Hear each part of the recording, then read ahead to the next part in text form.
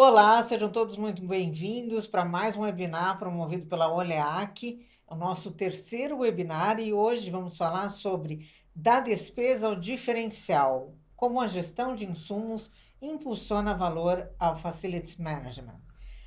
Vamos falar sobre um tema que transforma diretamente os resultados em FM, a gestão de insumos. Muito além do controle de estoque, os insumos impactam a eficiência operacional, a sustentabilidade, o compliance, né, e a geração de valor nas organizações. Nesse encontro, estamos contando com a presença do Celso Toshio Saito, especialista em Facilities Management, André Fonseca, gerente de Performance Growth da Oleac. Seja bem-vindo, André, Celso. E Regiane Gonzalez, enfermeira e especialista em prevenção de infecções da Oleac. Seja bem-vinda, Regiane, também. Eu vou começar perguntando para o Celso. Celso, por que na sua visão, se na sua visão é assim, os insumos ainda são, em muitas empresas, tratados apenas como estoque? E não como ativo. Isso ainda é realidade? Bom, antes de mais nada, agradecer ao Leac pelo convite de mais um bate-papo. Excelente pergunta, viu, Cris? Mas, assim, eu vou me usar das minhas aulas, que eu costumo fazer como resposta é depende. Bem em cima do muro, né? Mas o que acontece? Por que depende? Depende do porte da empresa.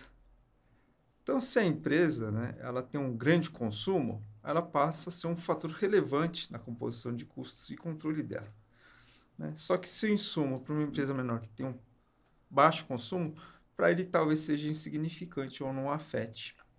Mas mesmo assim, pela minha experiência, numa das empresas que eu passei uma fase de cortes financeiros muito drásticos. Eu costumo falar que quem não tem cão caça com gato. Vocês conhecem essa história, né? Uhum. Essa fase que eu passei, eu estava caçando com rato já, porque assim, não tinha nem gato mais. E aí, qual que é a dica, né? É curva ABC. Né? Então, quando eu comecei a fazer esse trabalho de reduzir as despesas da companhia ou da área de Facilities Management, logicamente eu fui atacar os mais ofensores, os mais pesados, para ter um resultado mais rápido. Só que aí continuaram pedindo cortes, redução. Aí eu fui para a coluna B. E aí, no meu caso, como eu não era um grande consumidor de insumos, quando eu tive que ir para o C, aí eu comecei a olhar insumo também. Então, vai depender do momento da empresa e qual que é o foco. Porque, obviamente, qualquer medida, qualquer esforço que você faça em projeto ou atividade, ele vai demandar esse tempo de energia. Seja para um projeto grande ou para um projeto pequeno. E aí, se você tem duas opções e só tem um recurso, obviamente você vai pelo que traz mais resultado para a companhia.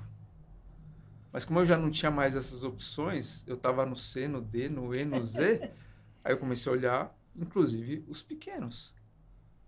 Porque era o tempo que eu tinha e eu tinha que continuar entregando.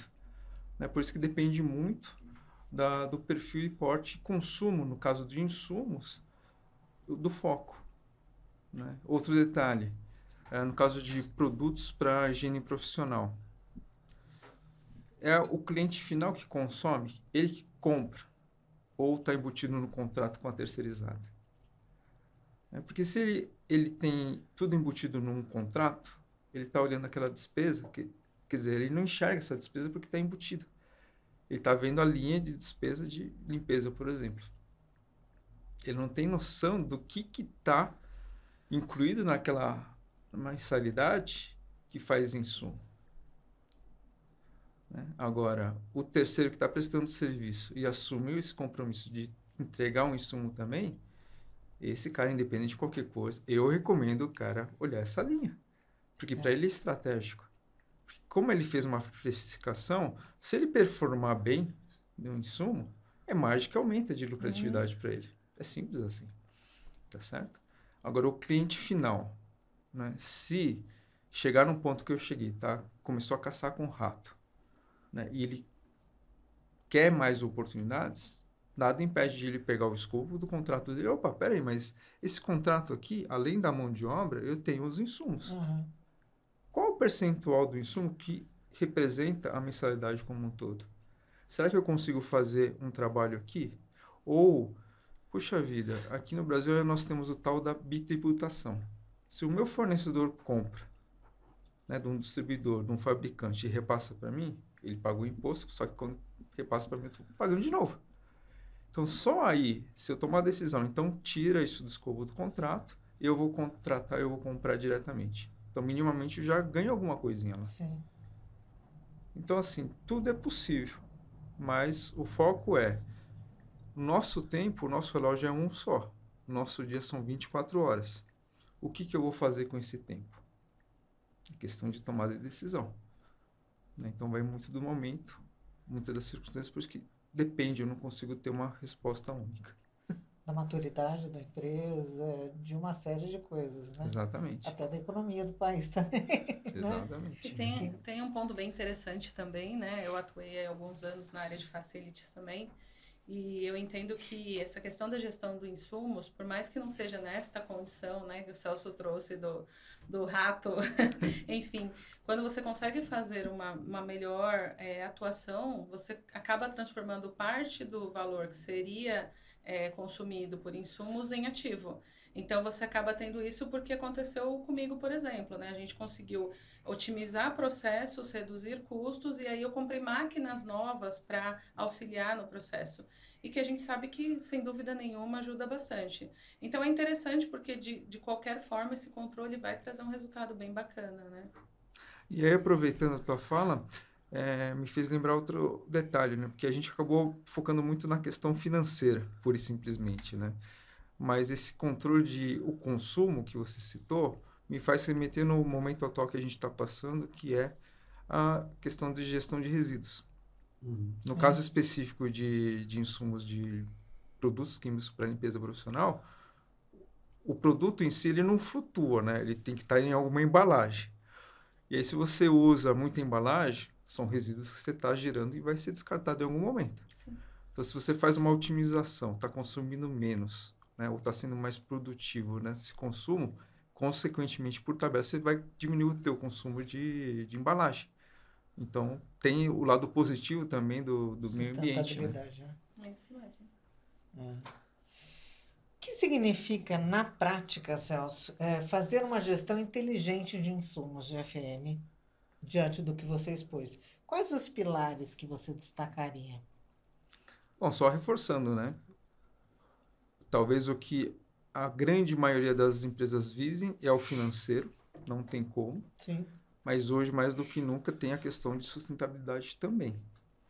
Né? E aí, como mensurar tudo isso daí? Mais uma vez, é questão de tempo e energia dedicado àquilo lá. Então, o que eu quero trazer de resultado? Eu preciso gerar uma economia ou, dentro da cultura da empresa, foi adotado e a gente vai incorporar ESG de fato? Uhum. Se a gente vai adotar isso, quais os pilares que a gente vai ter que incorporar nas atividades que permeiam a empresa como um todo? Então, qual que é a atribuição do FM nas empresas? Ela é um grande consumidor de serviços. Tá? Só que serviços puramente simples ou tem algumas outras coisas envolvidas? Por exemplo, se eu sou um grande contratante de serviços e dentro dos serviços tem as pessoas que vão executar a atividade, essas pessoas não trabalham peladas. Geralmente são uniformizadas. Uhum. Só que o uniforme, ela tem um tempo de vida dela. Sim.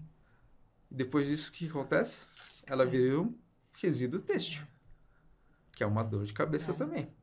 Então, se a empresa adotou e a área de FM também tem que embarcar nessa pegada, não é só um slogan bonito para colocar na parede atrás da recepção da empresa, a empresa é ESG, é sustentável, é eco-friendly, etc. e tal. Não, de fato, está fazendo coisas práticas. Então, eu como gestor, o que eu tenho que fazer? Eu tenho que sentar com o meu fornecedor. Olha, o escopo é você fazer uma entrega de serviço assim, assim, assado. Quantas pessoas você vai envolver, se vai ter mecanização ou não. Você é o especialista, você vai fazer a proposta. Né? Mas, eu quero saber como que é a tua política de renovação do uniforme da tua galera aqui. É a cada 6 meses, é a cada 1 ano, ou se danificar eu trago antes desse período. Ótimo, beleza. Eu resolvi uma questão estética e padronização da uniformização da equipe dele. Mas se eu tenho uma preocupação da cadeia, Eu preciso saber o que meu fornecedor vai fazer com esse uniforme depois. Se eu quero fazer esse controle. Então, são métricas que eu posso adotar e eu posso incluir no meu escopo do contrato. Assim como eu já faço a questão de treinamento. Né? Subentende-se que se você está terceirizando alguma atividade, essa empresa, ela é especialista naquilo e ela vai te entregar aquilo lá. Só que, sim, tudo a gente depende de pessoas para executar. E se a pessoa não sabe o que está fazendo, a empresa pode até saber, mas se a pessoa que ela colocou lá dentro do contrato não sabe, não foi treinada, não é reciclada, ela não vai conseguir performar. Então, eu adotei nas minhas licitações, eu coloco lá um item, qual que é a carga de horário você vai dedicar por ano, na média, investindo em capacitação, reciclagem da equipe que você está colocando no meu contrato. Fundamental, né? Então, eu Para criar monitoro isso. cultura também, né? Não só... Né? Então, ele tem que me dar evidências que reunir o pessoal, ter a carga horária, tem lista de presença, qual que é o conteúdo que foi disseminado. E a mesma coisa eu posso fazer para a gestão de resíduo. Sim. O pacote é esse, né? Então, eu quero um relatório qual é a destinação e como você está fazendo o uniforme, se você está reutilizando, se está reciclando, o que você está fazendo com isso. As bombonas dos insumos que você está botando na minha operação para atender nosso contrato, o que você faz? Você faz uma logística reversa? Você tem alguma ação junto a alguma ONG para fazer um reaproveitamento do material? Então, tudo isso a gente consegue embarcar, é questão de meta e objetivo. Definiu? Senta e conversa. Mas o contrato já está andando. Por isso que a gente tem um aditivo. Senta para conversar. O que é combinado não é caro. Se eventualmente, em função de uma mudança do escopo, vai ter que alterar o valor, e o valor pode diminuir, inclusive. Né? Porque se eu estou fazendo um maior controle, eu estou mensurando a performance de consumo do próprio dia a dia, do meu prestador de serviço, em função disso, ele começou a usar menos insumo, consequentemente eu vou gerar menos resíduo. Uma coisa leva a outra. Então tem N possibilidades, vai depender muito do dia a dia, do contexto. E obviamente o volume vai ajudar, né? Quanto mais volume, fica mais fácil você ter resultados mais perceptíveis. O que ele está falando me lembrou também da saúde, né? Porque na saúde, assim, eu lembro de mudança de marca, trocar roupa de cama, descarte, né, de roupa de cama, banho, com marca antiga, logo, uniforme, como você falou. Tudo isso era uma grande preocupação desse descarte, como fazer ele de forma responsável, né? Era Mas um isso é uma desafio. coisa até interessante que hoje em dia evoluiu bastante, né? Porque tem várias empresas que já fazem a descaracterização do material e Sim. fazem essa reciclagem aí, né? Utilizam elas para outros fins. Mas há anos atrás isso não existia. Aí realmente tinha muita gente que era na tesoura mesmo, né? Para descaracterizar, era bem complexo. Acho que tem muita coisa evoluindo aí que ajuda nesses processos, né? E é bacana isso, sem dúvida nenhuma. Mas na saúde, para tudo, se tem um cuidado especial, né? Sim. Então, é importante a gente seguir as recomendações e é o que o Celso falou, né? Acho que tem que ser acordado tudo muito bem no começo, porque aí fica mais fácil depois de fazer a gestão e acompanhamento daquele contrato, né?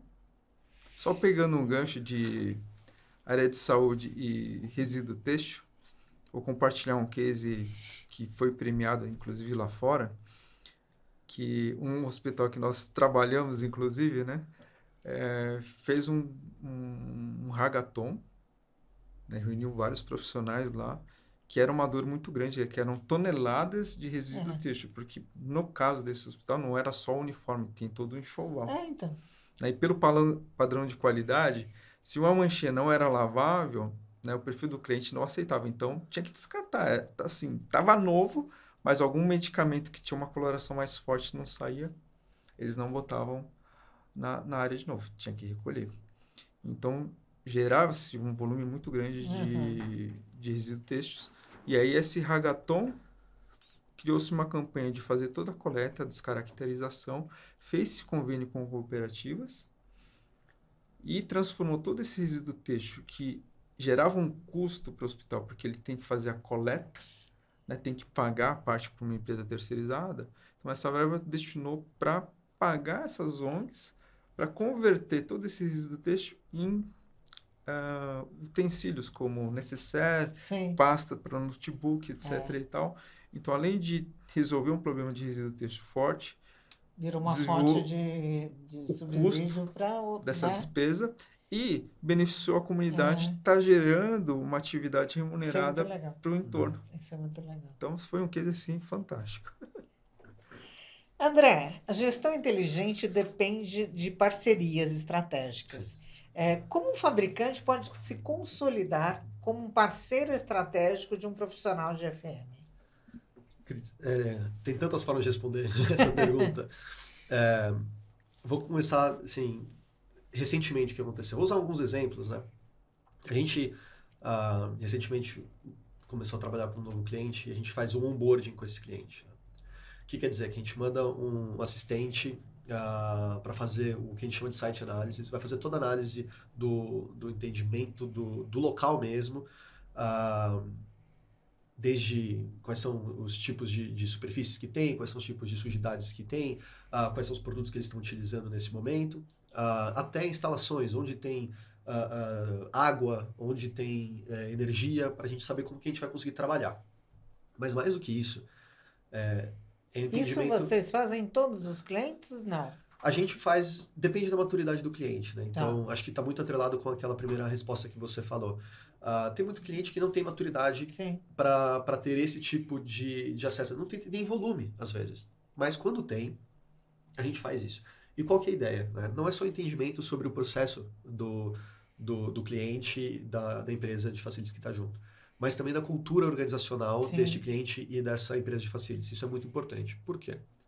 Porque a gente tem alguns clientes, uma empresa de facilities, que para ele, a eficiência operacional, ou seja, mais performance, é menos possibilidade de riscos. E menos possibilidade de riscos está atrelada com menos produtos disponíveis para os funcionários deles. Né? Então, quanto menos produtos eles tiverem ali dentro daquele site, menos chances de erro o funcionário vai ter, o colaborador. Do outro lado do espectro, a gente tem o cliente, então eles tentam manter 4 produtos, mais ou menos. Do outro lado do espectro, a gente tem clientes que a gente tem 20, 30 produtos diferentes dentro da cesta de produtos, porque este cliente entende que a melhor performance é o produto certo para o trabalho de limpeza que é necessário. Então, a gente não só faz análise do local em si, mas a gente faz análise da cultura organizacional de cada cliente, entende o que é importante para ele.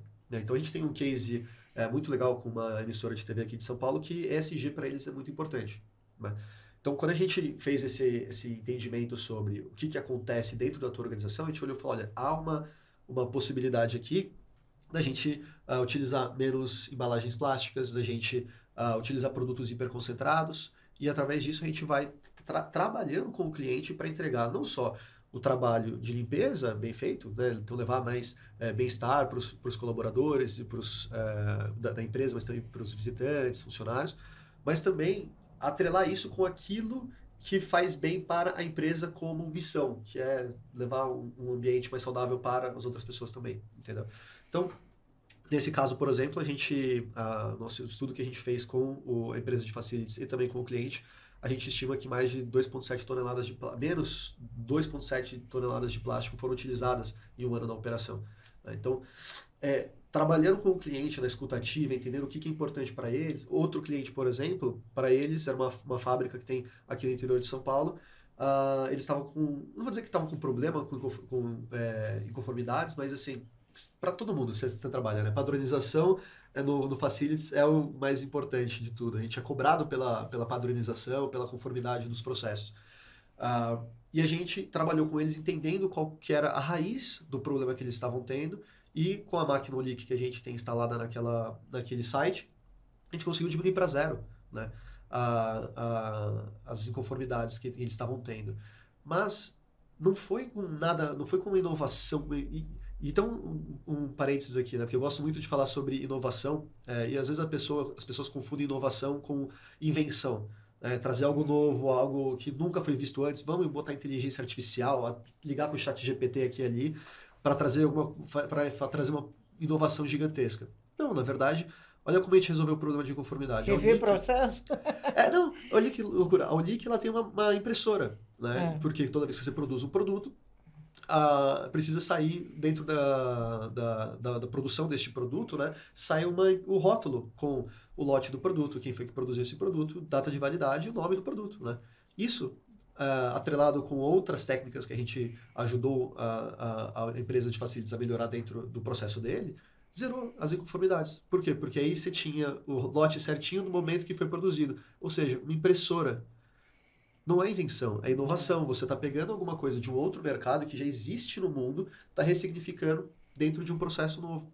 Então, por isso que eu adoro falar da diferença da invenção e da inovação. As pessoas, às vezes, estão muito preocupadas com máquina, inteligência artificial, quando uma tecnologia que existe desde a década de 60, está aí, 70, está aí para ajudar esse cliente nosso a diminuir com as inconformidades que eles tinham dentro do próprio procedimento de limpeza. Né? André, vou pedir para você explicar um pouquinho melhor para o pessoal que está nos assistindo o que é Olic. Porque você começou a falar de Olic e aí você falou de impressora, talvez vai dar uma confundida que a Olic é uma impressora a mais. Tá, não. Deixa eu explicar. A Olic, na verdade, a gente chama de um sistema de diluição inteligente. Né? Então, é uma máquina que a gente instala dentro de alguns clientes específicos que têm uma necessidade de alto volume de produção de produto de limpeza dentro do site deles. E essa máquina, ela faz a diluição do produto específico que a pessoa quer. Então, dentro desse site análise que a gente faz, por exemplo, a gente vai entender qual que é a necessidade de limpeza que há para cada ambiente. Então, a gente tem um produto hiperconcentrado lá e a gente vai entender. Tá bom, vamos pensar aqui, esta sala aqui. A gente tem, pode ter um limpador geral, mas o mesmo limpador geral ele pode ter diluições diferentes e que você vai utilizar ele para fazer trabalhos de limpeza diferentes. O mesmo concentrado, mas produtos finais diferentes. Então a gente faz esse site análise, vai entendendo qual é a necessidade de cada ambiente e a gente programa a máquina para dar na telinha dela, que ela tem uma tela touchscreen, e a pessoa vai lá e fala, olha, quero agora limpar a sala 13. Vai lá, ela clica e vai produzir o produto que faz a limpeza para a sala 13. Né? Então a ideia aqui, e também está super atrelado com o que você falou nessa assunto de um descarte de resíduos. Né? Quando você tem um produto concentrado e você dá na mão de um colaborador de limpeza, o que ele faz? Ele pega aquele produto, bota num balde, num outro recipiente qualquer e depois completa com água. Não é natural para uma pessoa olhar um produto que tem uma diluição para 400 e falar, isso aqui vai dar certo. Porque não é normal mesmo, né? Você pega um balde de 10 litros, pega uma tampinha, joga lá e fala, não, agora eu tenho um produto que eu vou fazer a limpeza. Então a máquina, ela tira um pouco esse viés humano, né? Então a pessoa não vai ter o trabalho de acertar a concentração. Isso que eu ia falar, a possibilidade de erro também, né? Possibilidade de erro. E, mais importante do que isso, quando você está utilizando um produto mais concentrado, né? Então a pessoa achou que era pouco ali, a percepção dela foi lá e dobrou a quantidade, ou foi botando até a hora que ela achou que estava ok, o que ela está fazendo? Ela está jogando resíduo químico no esgoto. Né? Está desperdiçando. Então, está desperdiçando. Então, isso traz alguns problemas. O primeiro problema é o problema financeiro, né? Então, todo mundo está lá vendo o fluxo de caixa, vendo do nada um mês sobe, no outro desce, sobe, desce. Por quê? Porque a compra de insumos ela está atrelada à utilização de insumos, que na maioria das vezes está atrelada à diluição que um colaborador pode fazer ali no momento. Então, você não tem uma certeza na sua gestão de fluxo de caixa, mas também tem o lado do ESG, do descarte dos resíduos, que você está jogando produto químico no esgoto. Então, quando você tem uma máquina que pode dar para você a diluição certa, que não vai dar menos produto, nem vai dar mais produto, ou seja, você vai fazer o produto, o trabalho de limpeza sem gerar resíduos, você está ajudando também o teu cliente que tem a pauta ESG, por exemplo, que tem a pauta de inconformidades. Então, respondendo a sua pergunta, Celso, é uma diluição inteligente, né? Diferente dos dosadores convencionais, das outras soluções que a gente tem aqui, que você vai lá, acerta a diluição e ela fica numa diluição só. Na máquina você tem a possibilidade de criar infinitos produtos diferentes com apenas alguns insumos e o produto correto para cada situação de limpeza que você vai encontrar no teu dia a dia. A gente pode apelidar de uma mini fábrica para o cliente final? Ela vai fazer diluições diferentes, mas ela não vai fabricar produtos ali. Essa tem uma diferença bem mais técnica, né, de questão de Anvisa. Então, a gente não fabrica produto no site da pessoa, a gente dilui o produto no site, porque fabricação, ela seria uma fábrica, e aí teria outros tipos de documentações. Ela é uma diluidora mesmo, né? Ela foi feita, se você me perguntar, ela tem a possibilidade de produzir produtos? Tem, porque ela vai fazer, ela consegue misturar, mas ela não faz isso hoje no Brasil. Ela simplesmente faz uma diluição. Mas só a diluição já dá para o cliente aquilo que ele hoje necessita, que é o produto correto para o trabalho de limpeza correto. E tem outro contraponto, né? Você falou do desperdício, né? Quando a pessoa acaba colocando mais concentrado do que deveria, porque ele tem um momento de setagem que ele é ideal para fazer o que ele tem que fazer. E a partir do momento que você coloca mais, não vai afetar o efeito do produto, tá certo? Mas o inverso também causa problemas. Se você coloca de menos, você acaba não tendo eficácia. Você economiza o produto, mas você não tem eficácia e de repente você tem que fazer de novo o trabalho que aí acaba duplicando a despesa. Mas pode Eu ia falar, não pode prejudicar a saúde? Não prejudicar a saúde. Pode até ser, mas eu acho que além disso tem outras coisas. Por exemplo, se ele tiver numa concentração maior, ele pode manchar a superfície. Exato. Então, assim, a recomendação, seguir a recomendação de diluição para aquela aplicação é preciso por conta disso, porque você traz... Pode afetar a saúde? Pode. Se você pegar um produto concentrado que é para ser utilizado numa diluição de 1 para 200, 1 para 400, como o André falou, e decidir usar puro, provavelmente ele vai ter um ativo muito maior e isso vai causar algum problema para a saúde. Mas não pensando neste ponto, que para mim seria o pior, a gente tem isso, né? De repente eu pego um produto para essa mesa aqui, que é para usar diluído e passo ele puro, eu acabo com a superfície. Sim. Perdi o produto, o material que eu estou utilizando ali. Então tem esse ponto também, deixar piso manchado, às vezes a gente vê isso, muito comum às vezes. O pessoal que tem esses diluidores de parede reclama, olha, meu piso está manchando. A gente fala, não, mas o produto não mancha. Aí quando a gente vai ver, alguém foi lá, tirou o tip do diluidor, fez alguma coisa, o produto está indo quase puro, aí mancha mesmo, normal. E do outro lado do espectro, né, que é utilizar produto de menos, perfeito, né, porque você...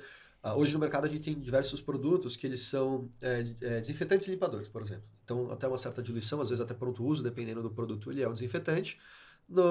Quando você dilui ele tem a característica de um limpador.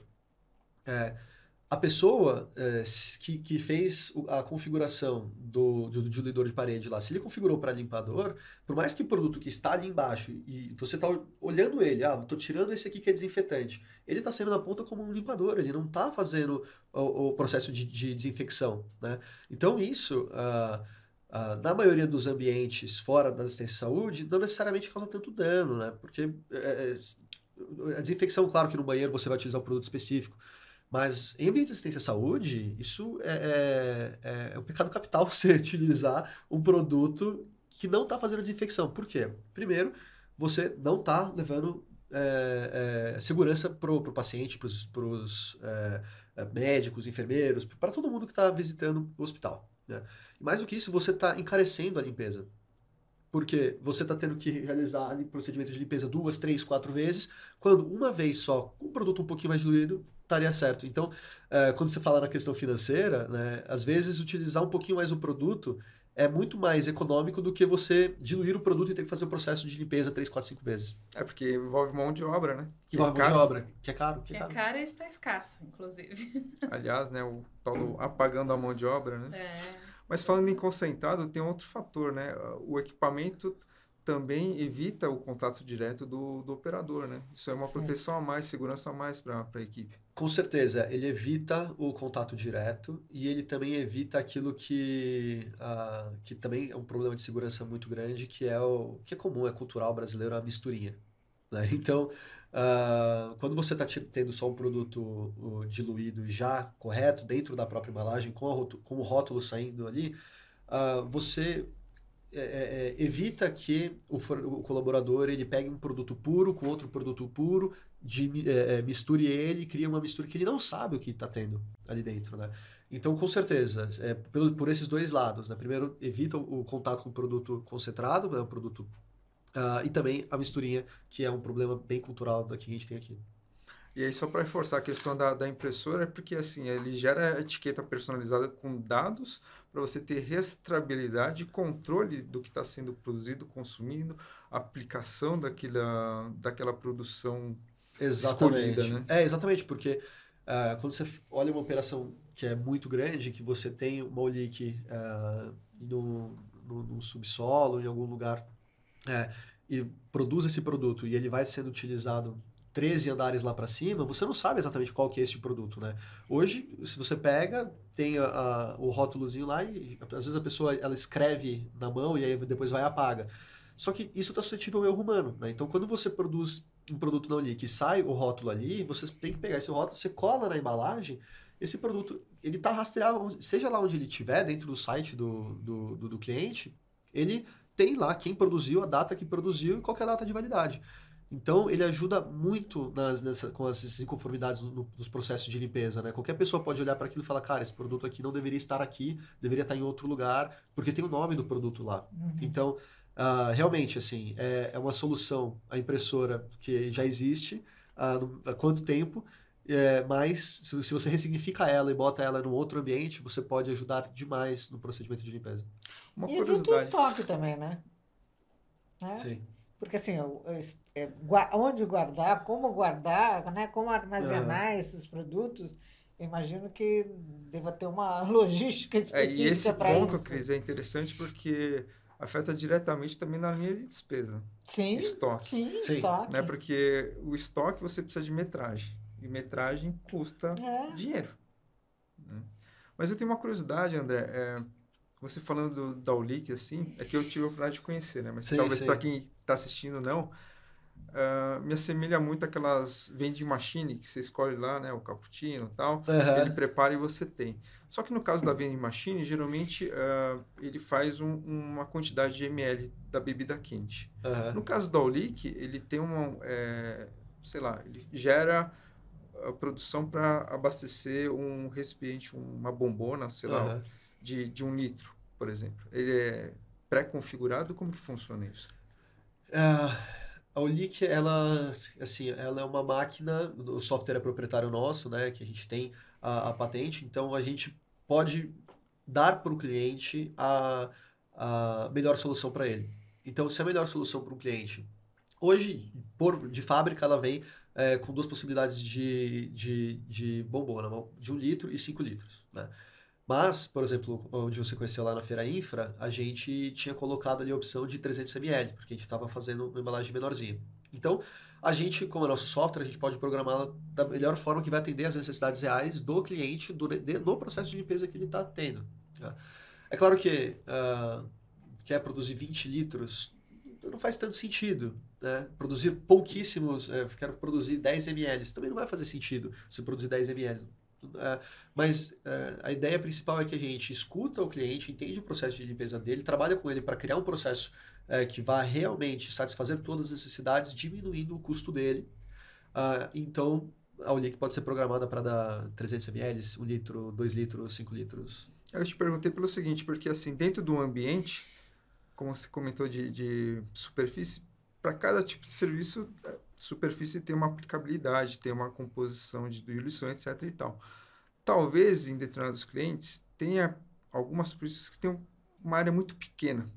E aí, mesmo 1 litro é muita coisa para ficar guardado. Esse é personalizável, né? Aquele lá que usa pouco faz pouquinho, né? Legal. Sim, sim. E é isso, né? E um ponto importante, né? A OLIC, ela é uma máquina que vai dar infinitas possibilidades para o cliente, né? Mas quer dizer que a gente vai atacar todas as necessidades de limpeza do cliente, todos os trabalhos que precisam ser realizados só com a OLIC? Não necessariamente. Então, a OLIC ela é uma parte dentro de um arsenal de soluções que a gente precisa entregar para o cliente. Então, nesse caso, por exemplo, às vezes não vale a pena ter um produto dentro da OLIC para fazer uma diluição tão pequena. Porque aí é questão de custo, você vai levar um produto hiper concentrado, deixar estocado dentro do cliente por muito tempo. Então, às vezes, a necessidade pode ser atingida de outra forma, como um produtozinho de 100 ml, por exemplo, que ele vai utilizar 1 por semana. Então, a ideia é essa, né? É não ficar travado dentro da solução só porque a solução é legal. É realmente entender quais são as suas necessidades e oferecer a melhor cesta de produtos para o cliente. Mas só o fato de você dentro da usabilidade dele, fazer com produtos concentrados, de cara você já diminui muito o consumo de embalagem, Sim. que vai poupar resíduos, né? Vai poupar metragem cúbica para armazenamento do produto pronto, né? Achei muito legal. E isso, assim, em todos os âmbitos, né? A gente vai, por exemplo, né, nessa emissora, a gente, pelo que a gente levantou de informações, estávamos fazendo 6 entregas mensais para essa emissora. A gente pulou para uma a cada 2 meses. É claro que quando a gente precisa fazer uma entrega porque acabou um produto de emergencial, é outra história. Mas imagina o quanto de quilômetro rodado, CO2 evitado. Então, isso tudo está no nosso cálculo que a gente fez, né? De quantas... Além da economia interna que teve. Exato. Né, você tem até isso, né? Você não tem que ficar levando produto... E o risco de se levar produtos químicos, que às vezes pode ter para lá e para cá. Então, assim... a gente fala sobre o ciclo de vida do produto, né? Então a gente tem que levar em consideração tudo isso quando a gente deixa um produto na mão do cliente. Não é só, tô usando menos 2 embalagens de plástico. É todo os mecanismos pelos quais o produto foi entregue, foi utilizado e foi descartado do cliente. Né? Então, tem tudo a ver com o que você está falando. Fantástico. Muito fantástico. Bom. Regiane, na saúde, sabemos que o nível de exigência com segurança, né, rastreabilidade é maior. Como a tecnologia vem apoiando aí os gestores da área da saúde na gestão do insumo? Bacana. Bom, na saúde a gente já tem um ponto que é crítico, né, e que começa com uma necessidade maior de controle, porque a gente está falando de vidas, a gente está falando de pacientes e qualquer erro pode ser fatal. Então, a gente já parte do princípio de que realmente os processos têm que ser muito mais acompanhados e são muito mais rígidos. A gente tem as normas, as regulamentações e tudo isso que fazem com que a gente... fiscalização. Exatamente. Né? E aí também a maioria dos hospitais já tem algum tipo de acreditação, que também tem os processos de auditorias constantes, enfim. Então, isso realmente é extremamente importante para que a gente consiga ter dados, que existe uma cobrança muito grande em relação a isso. Então, quando a gente fala, por exemplo, né, se a gente for começar lá do passado, vamos voltar para o enxoval. Antigamente, a perda que se tinha de enxoval era muito grande porque a gente não tinha controle. Hoje, a maioria das peças já vem com RFID, elas saem para lavar, elas voltam, e ali tudo é identificado. Então, já é uma tecnologia, né, que de uma certa forma contribuiu para isso. A gente tem hoje tudo basicamente com código de barra, com sistemas simples que já me dão uma ideia de controle de estoque, para eu não ficar desabastecido. Existe um ponto na área da saúde que é muito crítico, que você pode ter picos de atendimento, surto ou qualquer coisa, então sempre é imprevisível, né? Sempre está faltando alguma coisa. A gente tá numa fase com bastante, né? Bastante surtos. Surtos por aí. Exatamente, mas o fato de você ter acesso à informação ali, pelos sistemas de controle, já te ajuda bastante a manter isso. Pelo menos você já consegue ver a luzinha vermelha acendendo. Antes a gente corria o risco em muitos momentos de não ter. E aí a gente pode falar de várias outras coisas, né? Máquinas dispensadoras de medicamentos controlados, máquinas nos andares que vão me auxiliar, facilitar ali no atendimento de uma medicação de dor, a própria Olic, né? A gente tem um cliente que utiliza na área da saúde e o que a gente percebe? Além dela ser uma máquina que traz todos esses diferenciais que nós já comentamos aqui, ela é uma diluidora de alta precisão, ou seja, para desinfetantes hospitalares é extremamente importante a diluição precisa, porque a eficácia dele está tanto na diluição quanto no tempo de contato. Esses 2 pontos são extremamente importantes. Então, quando eu tenho essa facilidade, isso ajuda muito. E um outro ponto é que esta etiqueta que o André falou que vai ajudar no controle, ela também vai trazer informações ali de validade, de quem foi que diluiu, que são pontos hoje que a gente vê que são as maiores preocupações na área da saúde, porque nas auditorias o pessoal pega muito pesado nisso. Como é que eu garanto que o produto que está lá é aquele, a data de validade, quando que ele foi diluído, quem que é o responsável? Se eu for atrás desse responsável, é isso mesmo, né? Porque às vezes o pessoal deixava uma etiqueta lá, que ficava 15 dias, chegava alguém da auditoria e falava, foi a Maria que diluiu, cadê a Maria? Maria não trabalha aqui faz 2 meses. E tá lá a etiqueta com o nome da Maria. Então, assim, a Olic traz essa precisão. Outros sistemas, por exemplo, né, a gente tem hoje um sistema que é um sistema de monitoramento inteligente dos dosadores, então dos dispensadores de álcool em gel. A gente sabe que álcool em gel, a gente passou por essa experiência da pandemia, né, o pessoal estava tomando banho de álcool em gel. Hoje já se perdeu um pouco essa cultura, mas ele é extremamente importante, é um mecanismo extremamente importante. Espero que na saúde não. Não, na saúde não, de jeito nenhum, porque já existia, né? Mas a gente no dia a dia, a gente já perdeu, um pouco né? disso. De ter aquele álcool em gel pequenininho na bolsa, né? E aí esse sistema, por exemplo, ele é um sistema que faz uma gestão de reposição dos dispensadores. Desta forma eu consigo ter controle de utilização, saber quanto que foi consumido, e aí a gente tem cases, por exemplo, com clientes que aumentou aí em 70% o consumo, reduziu o tempo de reposição. Por que esse sistema foi desenvolvido? Justamente porque, estando dentro de um cliente, a gente descobriu que existiam dispensadores que ficavam até 6 horas sem álcool. 6 horas sem álcool são 6 horas de oportunidades desperdiçadas. Eu falo muito isso, provavelmente já me ouviram falar isso por aí, mas assim, o que a gente vê, e eu já vi isso várias vezes, né, na época que eu era assistencial, chama MID, Monitoramento Inteligente de Dosadores. A pessoa passa lá no dosador, ela aciona, não sai álcool, ela faz de conta que saiu, faz o procedimento e sai andando. Ela não vai procurar outro, né? E isso é um risco enorme, né? A gente sabe que na saúde o maior meio de contaminação ali, principalmente as contaminações cruzadas, é a mão do profissional de saúde. Então, você saber se de fato todos os seus dosadores estão abastecidos, qual que é o tempo, qual que é o consumo, é uma meta inclusive, né? Os hospitais precisam passar para a vigilância sanitária mensalmente consumo de álcool nas unidades críticas. Hoje muito focado em UTIs, mas existem hospitais que fazem controle no hospital inteiro. Exatamente. Unidades, né? Porque entendem realmente isso, ou porque o nível de acreditação que eles estão já exige isso, né? Então, assim, para a saúde, eu acho que é tão importante quanto nos outros, mas eu acho que o fato de estar associado ao risco, qualquer tecnologia que venha realmente traz isso. Porque a gente precisa estar sempre garantindo que os procedimentos estão corretos, que existe uma conformidade com o que está previsto, que o químico que eu estou utilizando está dentro da validade, está na diluição correta, está tendo tempo de ação, eu preciso que a minha equipe inteira esteja treinada. E aí a gente tem uma linha de coisas aí, né? Máquinas novas que a gente tem que auxiliar neste processo.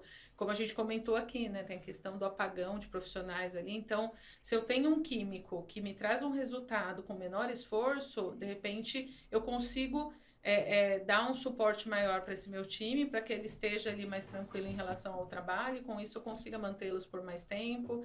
Então, toda tecnologia, ela sempre será bem-vinda, e eu acho que, assim, às vezes, o pessoal, quando a gente fala de tecnologia, fala, é um sistema de milhões. Não, né? Por muitas vezes é uma coisa simples, mas que, de fato, vai trazer um diferencial muito grande em termos de resultado. E vocês também fazem esse tipo de parceria com as instituições de saúde, como a que o André comentou? Aí vai um pouco além ainda. Na saúde, assim, a gente tem um time formado por especialistas, né? Então, são enfermeiros, profissionais que têm formação na área de controle de infecção. E a gente faz desde essa parte do mapeamento que o André falou, mas também a gente faz um acompanhamento no pós-implantação, treinamento. O que a gente tem percebido muito no dia a dia, né? As pessoas não aguentam mais ficar sentada numa cadeira fazendo um treinamento ali. Então, a gente partiu para um lado de trazer gamificações mesmo, sabe? Então, faz ali histórias, as pessoas vivenciando aquilo. Que é mais dinâmico também, né? Totalmente. Sim. E muitas vezes você não tira a pessoa da rotina dela, né? Você vai chamando um ali por cada vez, as coisas vão acontecendo. Porque é muito difícil no hospital você falar, eu vou parar a UTI aqui para dar um treinamento. E realmente, quando você para e põe na salinha, eles vão dormir. É inevitável. Por mais que você tente, eles vão dormir. Então, a gamificação trouxe muito disso, e a gente tem feito muito isso em parceria aí com a CCIHs, enfim, com as outras áreas, para poder também dar esse suporte. E sempre tem alguma coisa ali no meio, né? Por exemplo, o próprio MID, né? É um processo que nós acompanhamos junto com o cliente em implantação, que a gente faz eles entenderem o processo, porque por vezes nem eles sabem quem que é responsável pela reposição, como é que eu faço esse controle. Quando eles vão fazer o fechamento dos dados para vigilância sanitária, eles vão lá na farmácia e falam, quantos álcools foram dispensados para aquele andar? Foram 10 unidades. Eles vão lá e colocam 10. Isso é bom, ruim, é pouco. Aí aqueles 10, na verdade, não foram para lá porque o coleguinha do andar de cima pegou 2 emprestado com a coleguinha de baixo que era... Então você perde esse controle, né? Quando você tem essa questão de... A pessoa vai lá, lê um QR Code, abre um chamado para aquele dispensador especificamente, eu vou lá e coloco o refil e fecho, eu tenho um controle de quanto, de fato, quanto tempo durou. A gente já viu lugares, por exemplo, que o dispensador ficou 2 anos com o produto, chegou a vencer.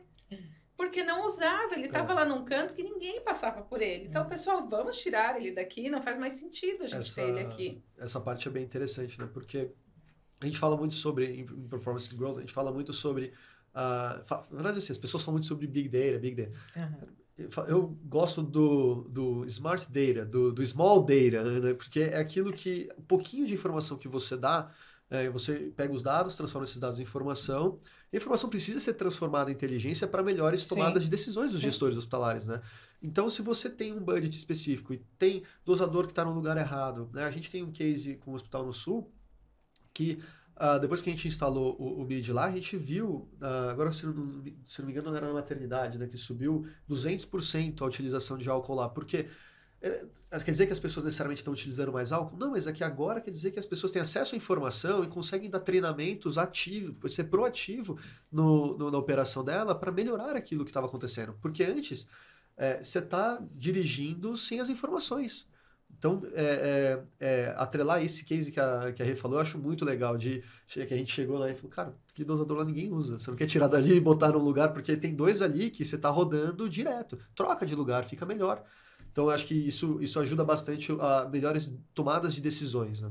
E é legal porque depois que você passa um tempo utilizando o sistema, você já tem, inclusive, uma média de consumo mensal, que vai te ajudar no controle de estoque. Então, eu sei, se eu faço pedido semanal, que eu tenho que pedir X e não o dobro e ficar com o material parado, porque tem a linha da metragem, que o Celso falou, mas também tem a linha de que o material em estoque é dinheiro parado ali também, né? Então, assim, tem muitos hospitais que trabalham no limite mesmo, por questões mesmo de receita. Acho que medir também, se eu tenho uma unidade que está com mais casos de infecção, né, ou está com alguma infecção pontual, dá para avaliar como é que está o consumo ali naquela unidade, né? Naquele serviço. Enfim. As enfermeiras de CCH têm utilizado muitos dados para isso, sabe? Por exemplo, eu percebi, a gente teve um surto no quarto 514.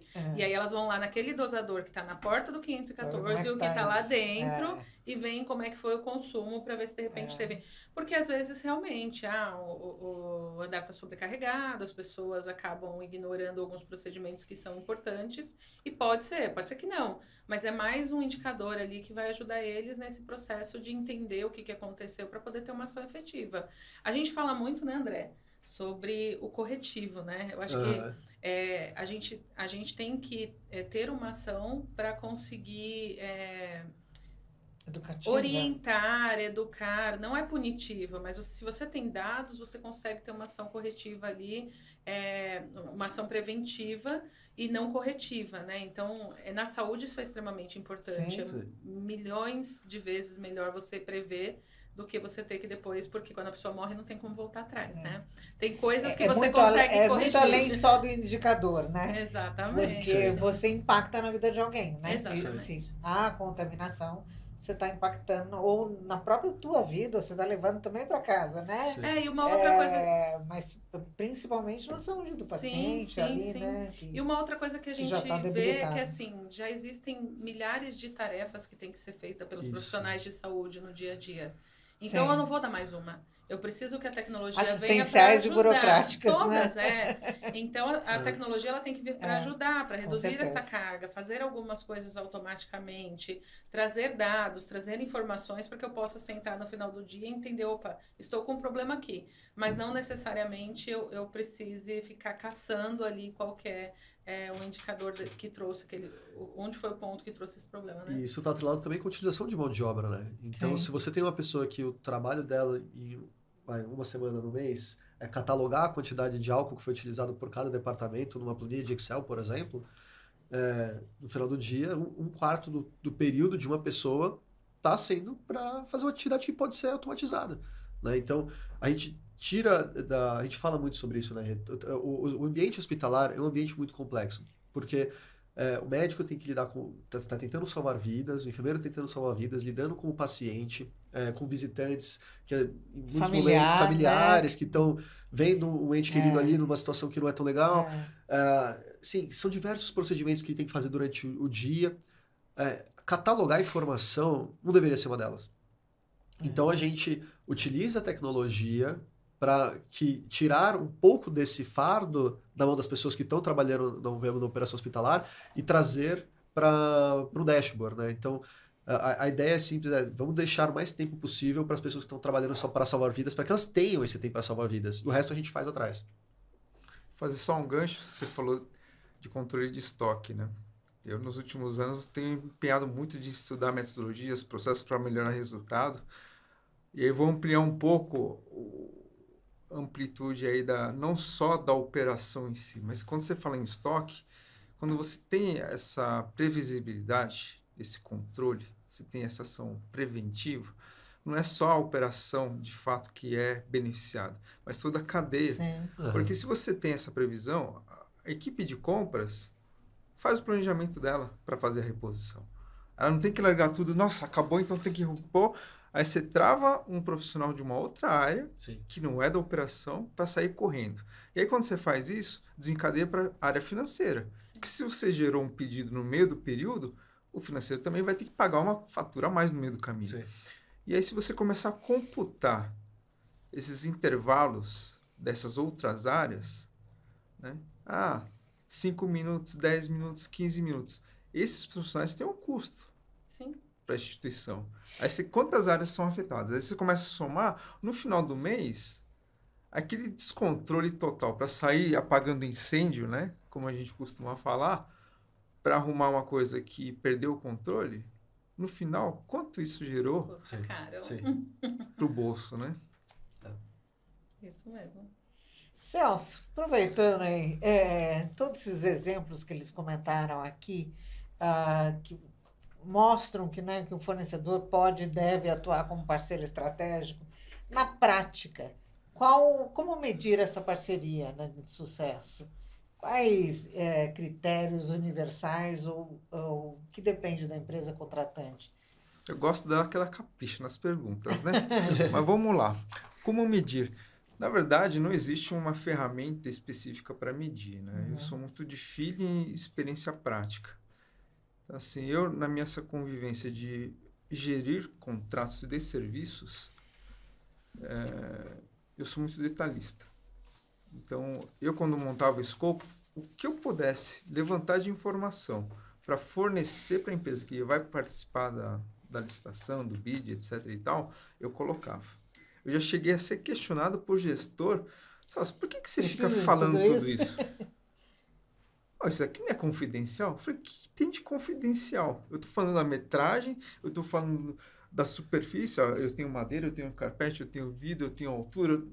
São dados essenciais, porque se você fosse o fornecedor disso que eu estou contratando, são informações que você precisa saber para precificar. Né? Uma coisa é fazer uma proposta de limpeza para piso laminado. Outra é carpete. Aqui tem vidro, não tem vidro? Tem trabalho em altura? Não tem, porque interfere. O profissional vai ter que ter NR, vai ter EPI, vai ter equipamento especial, treinamento específico. Tudo impacta na composição de custo. Então, eu costumo falar, o que eu puder colocar no raio-x ou na fotografia com dados para o meu mercado, eu vou colocar tudo e mais um pouco. Mesmo assim, eu faço uma rodada de visita técnica. E aí, quando uma empresa que eu falhei na pré-seleção fala para mim, não, eu não preciso fazer uma vistoria, já começou errado. Porque por mais detalhado que eu fiz o edital, é fundamental que o cara precise conhecer o ambiente. Né? E aí você pergunta de métrica, Cris, eu tenho de verdade dificuldade de responder. Mas quando eu escuto uma indústria que o papel primário dele é fabricar alguma coisa, falar que tem uma estrutura que faz um assessment num cliente ou num possível cliente para entender a característica, ouve ele, já tem um diferencial absurdo. Se prestador de serviços, muitos não fazem, eu escutar de uma indústria que faz, então, não é porque eu estou com você, mas parabéns. Essa é uma atitude que, assim, de verdade, dentro do meio de serviços, tem cara que não faz. Eu tô Meu papel é fabricar, né? Eu estou atendendo um cliente, eu preciso fazer várias atividades lá para manter lá a estrutura dele. Então, eu tendo ido para o mercado para buscar fornecedores, de preferência parceiros, para atender esse meu cliente. Tem cara que eu ligo, o que é? Tá bom, é X reais.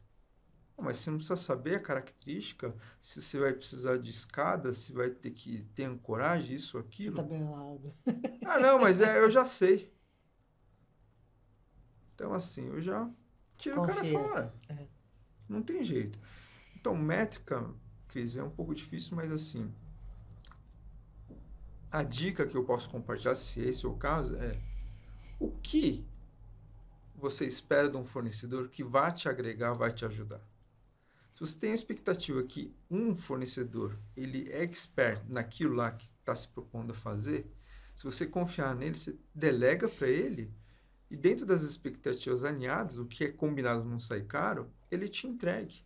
Então, se ele está te entregando, está se satisfazendo, um termômetro para mim, Cris, é o grau de satisfação do meu cliente interno. Se eu não estou tendo queixa daquele fornecedor, então o termômetro está bom. Eu não preciso necessariamente fazer uma pesquisa estruturada de satisfação. O fato de ninguém ficar me ligando, passar e-mail, né? Passar o WhatsApp hoje, crítica, né? Tal, bater lá na porta e começar a reclamar, opa, já é um sinalizador. E também não é alguma coisa que alguém vai proativamente elogiar, né? Então, não, isso com certeza não vai ter. Então você só sabe dos problemas, mas quando tá muito bem feito, não tem alguém virando falando, nossa, que legal, então como é que tá isso aqui? Então, isso que você falou é verdade, né? Então, não ter reclamações já é. Não precisa necessariamente elogiar, porque dentro da área de FM, a gente já não tem essa expectativa, a gente já criou essa consciência, digamos assim. Mas, de verdade, o fato de não ter ruído já é um grande sinal para mim. Um enorme sinal. Então, tem muitas... eu tenho uma matéria que eu falo de relatórios gerenciais. Aí eu pergunto para os alunos, vocês têm relatório na empresa de vocês? Aí todo mundo tem, tal, não sei o que lá, né? Fala, então me cita um exemplo. Aí tem aluno que pega... Não, porque na minha empresa, na minha área, eu faço isso, faço aquilo, pá, né? Estufa o peito de orgulho e tal. Pô, legal, né? Segunda pergunta, assim, é embaraçosa pra caramba. Fica um silêncio que vocês não têm noção. Eu pergunto simplesmente assim, legal, o que vocês fazem com esse relatório? Aí, na prática, sério. O grilho. Cri, cri, cri. Então, não sei o que lá. No final do dia, assim, mandaram fazer. Sempre foi assim, tal. Só estou replicando. Então, a provocação que eu faço é, se não tem serventia, para que está fazendo? Lembra que eu falei que o nosso dia são 24 horas? Então, faz sentido eu pegar uma parcela do meu dia a dia, fazer um relatório para não ser usado? Não ser aproveitado? Não ter uma tomada de decisão? Não ter uma correção de rota? Não faz sentido. E aí, para finalizar, eu pergunto para eles o seguinte... Você quer ser conhecido como campeão de relatórios, né? Faz milhares de relatórios, dashboards, gráficos lindos, maravilhosos, ou ser reconhecido como profissional que pegou Smart Data, processou isso, levou subsídio para alguém pegar, tomar uma decisão e disso gerar um resultado positivo para a área, para a companhia, para a sociedade, para o cliente interno, para o externo, mas afetou de uma forma legal. Aí sim, que seja mas você está gerando resultado melhor do que milhares que não servem para nada. Me desculpa. Né? Então, esses fatores que para mim contribuem para medir a performance, se o cara é um simples fornecedor que eu falo, minimamente entrega o feijão com arroz do dia a dia, ou um cara é um parceiro, que além disso, poxa, me trouxe uma saladinha, me trouxe uma sobremesa, trouxe um suco, né, uma cereja do bolo. Então, isso para mim, mais do que metrificar, né, é a sensibilização, a tangibilização do que é parceria de fato. Né? Então, não consigo responder com muita precisão, mas alguns indícios que contribuem para você classificar o cara como fornecedor ou como parceiro. Fantástico. Gente, infelizmente, chegamos aí no nosso encerramento. Eu queria que vocês deixassem aí uma mensagem para quem está nos ouvindo nesse momento, sobre essa oportunidade em relação a insumos, gestão, né, estratégica, enfim. Quer começar? Vamos lá. Então, mais uma vez, quero agradecer a oportunidade de bater um papo com vocês aqui. Sempre, para mim, também é uma oportunidade de aprender bastante. Então, muito grato. Para você que está nos acompanhando, em termos de gestão, tudo começa com um objetivo. Né? Eu cito muito aquele famoso desenho, Alice no País das Maravilhas. Se você não sabe onde você quer chegar, meu amigo, vai me desculpar. Qualquer caminho que você pegar, você vai chegar a algum lugar. Mas se você quer gerar resultados de fato, defina o teu objetivo, crie seu planejamento e execute isso. Com certeza você vai gerar processos bons, gerar resultados excelentes e você vai sair bem na foto. Seja você o gestor ou o prestador de serviços, que pode ser um grande aliado para o teu cliente. Sucesso a vocês.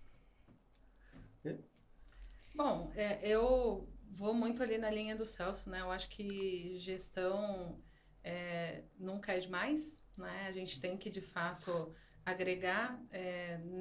No FM é impossível a gente não ter os insumos, eles são e sempre serão parte ali do processo. Então, eu acho que a gente tem que, de fato, buscar cada vez mais tecnologia para associar ao processo e conseguir os melhores resultados, e é isso que a gente está focando, é nisso que... É nessas inovações, ainda que sejam simples, como o André falou, né, que sejam realocações, mas que a gente consiga, de fato, facilitar o processo de trabalho aí no dia a dia e buscar melhores resultados. É nisso que a gente está focado sempre. Queria agradecer também a presença da Cris, do Celso. Sempre aprendendo muito. Toda a conversa que a gente tem, eu estou aprendendo bastante. E eu acho que o que eu ia falar vai muito ao encontro do que vocês falaram, né? Então, a questão da geração de informações, né? Então, a gente, na minha área, que é Performance and Growth, eu falo bastante sobre... Eu sempre pergunto para que você está gerando isso. Se é só pelo dado, ou se você realmente vai transformar esse dado em informação e essa informação agregar outras informações e transformar isso em inteligência para melhores tomadas de decisões. Porque senão não precisa perder o tempo. Então, a gente está muito alinhado nisso. Mas também lembrar sempre da parceria que você tem. Então, independentemente da empresa, com o LEAC, mas o fornecedor de vocês precisa ser um parceiro da sua companhia, precisa entender aquilo que você está fazendo. Não necessariamente o LEAC, né? Mas sempre tentando aproximar-se com o seu fornecedor, porque na maioria das vezes ele pode ser um parceiro estratégico para você. Só que você não fez a pergunta para ele. Né? Então, um fornecedor de produtos químicos, mas qualquer outro fornecedor em diversos âmbitos, até de tecnologia. Conversa com ele, porque ele pode ter soluções super diferentes e personalizadas para vocês, para ajudar a transformar a gestão de ativos, gestão de produtos químicos, seja lá do que for, em algo estratégico. Né? Então, sempre a gente aprende muito isso lá no LEAC. Né? A gente sempre, quando tem alguma dúvida, a gente, por ser fornecedor, a gente vai do nosso fornecedor e pergunta, olha, a gente tem algumas dúvidas, você consegue ajudar a gente? E a gente vê que na maioria das vezes os fornecedores eles têm a ideia de ser parceiros, mas às vezes não tem abertura. Então, independentemente do fornecedor, chega perto, pergunta, porque você vai ver que na maioria das vezes você tem um bom parceiro dentro de casa. E o LEAC sempre está aqui para tentar trazer essa parceria sempre que vocês precisarem e fomentar essas pontes entre a indústria e o prestador de serviço e no final o cliente final. Muito bom, agradeço Celso, agradeço André, agradeço Regiane pela experiência, né, e esse bate-papo enriquecedor. Imagino que existem muitos gestores com dores, né, sobre muitos dos assuntos que a gente discutiu aqui hoje, e com certeza enriqueceu bastante. Se alguém quiser entrar em contato com a Oleac, tem algum canal efetivo para falar, olha, eu quero essa consultoria? A gente tem o nosso site, o www.oleac.com.br, e também a gente tem a página no Instagram, oleac_oficial. Pode mandar uma mensagem por lá e a gente entra em contato também. Tem chat, lá no site tem o WhatsApp, tem o chatbot, e a gente sempre entra em contato com todo mundo que manda uma mensagem por lá. Muito bom. E agradecemos a você, a sua participação aqui no programa. Se esse conteúdo fez sentido para você, compartilhe com a sua rede e nos siga para mais informações. Nós vamos estar em breve divulgando o nosso 4º episódio. Obrigada.